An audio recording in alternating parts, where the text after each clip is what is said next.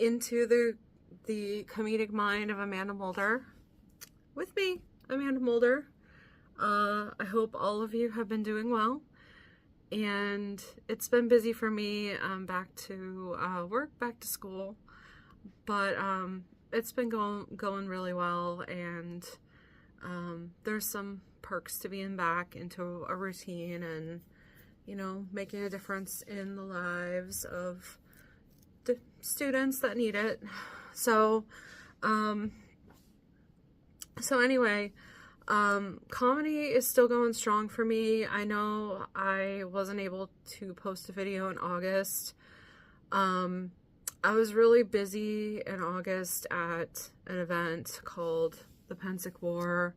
I'm still in something called the Society for Creative Anachronism, and I still do a lot of acting, dancing. I hosted a dance ball. I was in 6 performances, 20 hours of running a light table and stage managing. So it was a great experience. I learn a lot every year. I get to meet a lot of cool people every year. And but it kept me busy, and then I had a week to get back in the flow before going back to trainings and back to school. So yeah, I missed August. But I knew I was going to come back in September and give you a little update of what was going on. Comedy's still been going strong. I've still been practicing going to open mic nights. I went to an event called Fest Stop 5, and I even took my mom. My mom was in town, and well, she was originally coming to town to hang out with her friends, and her friends weren't able to, so she asked if she could, you know, hang out with me, which is awesome. I love my mom. And I said, okay, well, I already have this stuff scheduled, including this event called Fest Stop 5. And she's like, yeah, I'll do whatever you want to do. So we drove to Titusville, and I got the experience of performing along some nice people. I got a good experience performing among some really nice people, meeting people at an abandoned gas pump, because comedy can really take you anywhere, and you never know what kind of experience you can have. So why not go to an abandoned gas station and perform? So it was delightful. It was fun, and I enjoyed it. My mom was kind of like, WTF? But she knows I sign up for weird stuff all the time, so she wasn't too surprised. But we still had a really nice weekend together, and it was super fun. So yeah, I'm still doing comedy. I'm still practicing. I'm still going to open mics. I'm still thinking about what is funny. I'm still writing in my notebook. I'm still reading the comedy Bible. I'm still watching comedians and comedy online. I'm very excited about all that. I'm still practicing my Type 5, and I'm in a comedy competition coming up. Message me for more details if you're interested in that. But I'm really excited about all this stuff coming up, and it's been almost a year since I started this deep dive into comedy and doing stand-up comedy, and I have learned a ton. And when I say that, I mean, I've been in the realm of comedy for 23 years, and I did stand-up two-ish years before I moved back to Erie, and then I took a hiatus of doing stand-up. But it's been, a year since I've been back into it, and I've never done a deep dive like this before. I've never been to classes. I've never read about it. I've never watched this much comedy. I've never taken Steve Martin's master class. So in a year, I have learned a ton, but it barely scratches the surface. A lot of people, a lot of performers I see that are doing comedy have been performing for 30 plus years, and that's really exciting to me that I could start now and keep doing it, keep learning, keep practicing. So yeah, it's been good. So 1 year, happy comedy anniversary to me. And here's too many more years of awesome comedy. So yeah, I'm doing a comedy contest, and I'm also going to see a comedy show called Funny Women of a Certain Age, and I want to watch their comedy. And their description of their show was, the one performer, she's been doing stand-up for 30 years. 30 years ago, there would be, two women on a set list, and 30 years later, not much has changed. So Funny Women of a Certain Age sounds like an amazing group of women who are out there trying to perform comedy and also trying to destigmatize age, because they're all over 50 and they're all out there still rocking it and still doing the art. So I'm really looking forward to seeing that show. It's in Erie. It's here in November. So 3 women performing in that show. It's going to be really fun.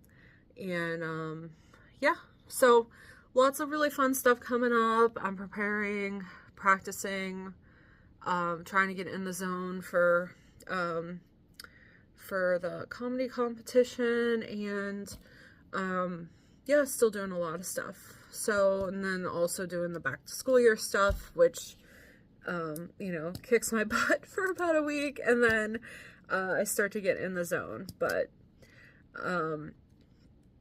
anyway, I wanted to talk today about comedy and comedy as an art. Around here, I heard someone say, and I don't know how many people actually think this out there, that anyone can get up there and tell jokes. And that's what stand-up comedy is. Yeah, or anyone can get up there and ramble about something. And I mean, maybe people start there, and that's okay. But it's not really what stand-up is. It's not just someone up there rambling about their life. Now, mind you, like any art, if you get up there and you can tell an amazing story and it grips people in, and I've been up there rambling too about my life, so I'm guilty of it as well as many other people. If that's your starting point, that's good. That's fine, and that's great. But comedy is more than that. Like, if you're going to do a deep dive and really work on it as an art,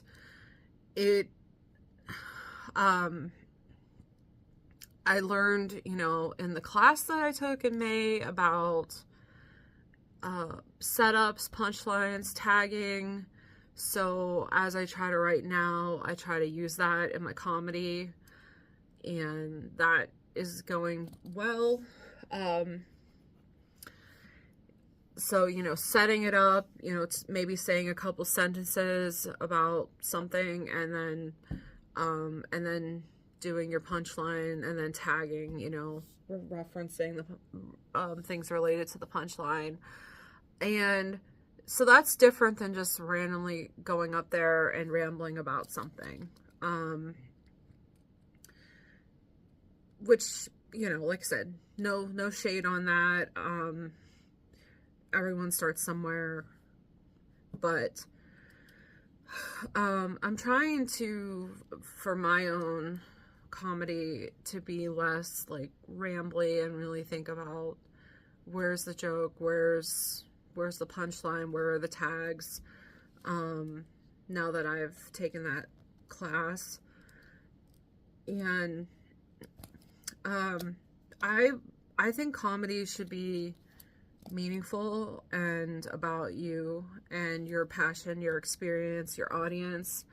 It's not getting up there and just telling a joke that someone's heard 2 million times. Like, one of my ex used to tell this joke about this dog going around to a bar, and he's looking for his, I don't know, paw or something, and it was a pun, and he just loved this joke. And stand-up isn't really going up there and doing the dog's paw joke or whatever. It's about like thinking about your life, thinking about what you've experienced, and trying to think about how is that funny? How could that be funny? Sometimes you don't have to think too much about it. Life can be naturally funny. And how is your passion, your experience, how does that connect with your audience? So like yesterday I was, the story behind this is I play Pokemon Go a little bit just to drive around or walk around and catch Pokemon. And I also, I'm part of the Panera Bread free drinks program. And you can get, well, for a fee a month, you know, like under $20, you can get as many free drinks, a new free drink every 2 hours. So anyway, last night I went and got my free drink, and then I was like, oh, I turned on Pokemon Go, and then there was a Pokemon I wanted to catch at RVA Hospital. And then I went and there was a guy standing there. It looked like he was, you know, waiting for a ride, and maybe he thought I was his ride, but I flew past him, caught my Pokemon, and went home. And he looked really exasperated, and I felt bad, but, you know, I was collecting Pokemon last night, not random men but I was thinking like that could be funny, and I started thinking about that, how to write that story, and with punchlines, tags, and in more of a comedic format, because it is kind of a funny thing that happened to me. And it also gets back to some of my themes that I have, which are crazy men. Crazy creepy men. Yeah, I'm punching up to the men, and I've earned it. When you're 40 years old and you've been through as much as I have, you can punch up to the men. So yeah, so it kind of relates to that. So I got some ideas just by living and breathing and going around, and you write it down in your notebook when you think about it. So yeah, that's part of the comedy experience, thinking of things that happen to you, how to make it funny in the comedy formula, and how to connect with your audience, with your passion, your experience, how to make it like a connective experience with them, and maybe something they've experienced, like a universal experience. Something I've thought a lot about recently are like finding the right audience.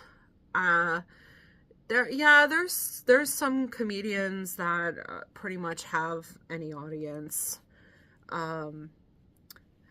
But there's some, like, for instance, in Erie, if you go to an open mic, you're often not going to have an audience as a performer. Open mics here are practice and networking. They're go up, get on stage, perform, see if, and people might not even laugh, because a lot of comedians are either focused on their own work or nothing's really funny to them. Like, I rarely laugh at people. So I'm not really expecting anyone to laugh at me. So I don't really feel like open mics are like a good judge of, well, at least in this area. If I was in a bigger area that had open mics where we actually had an audience, that would be different. But in this area, it's all comedians that you really can't get people to laugh that much. It's just really for practice. You know, going up there, saying what you've worked on, saying the jokes, and seeing just how it feels up there on stage is what an open mic is like. Now, if I traveled around and went to an open mic that had either an audience or different comedians, that would be more, you know, I'd take that feedback more. But yeah, trying to find your people, trying to find your brand or your fans or whatever, that's can be challenging. Like, I know I'm a teacher comedian. That's more of my stories, or stories with kids, or, well, I'm also tell some stories about being a single woman. So my audience might not be people with kids. And when I go out and I hear people telling stories about their kids, and, you know, unless they're a teacher, but the kids' stories don't really do much for me, unless it's like a killer story, but most of the time it isn't. So it goes both ways. Just thinking about your audience, how can you universally connect with them if you can?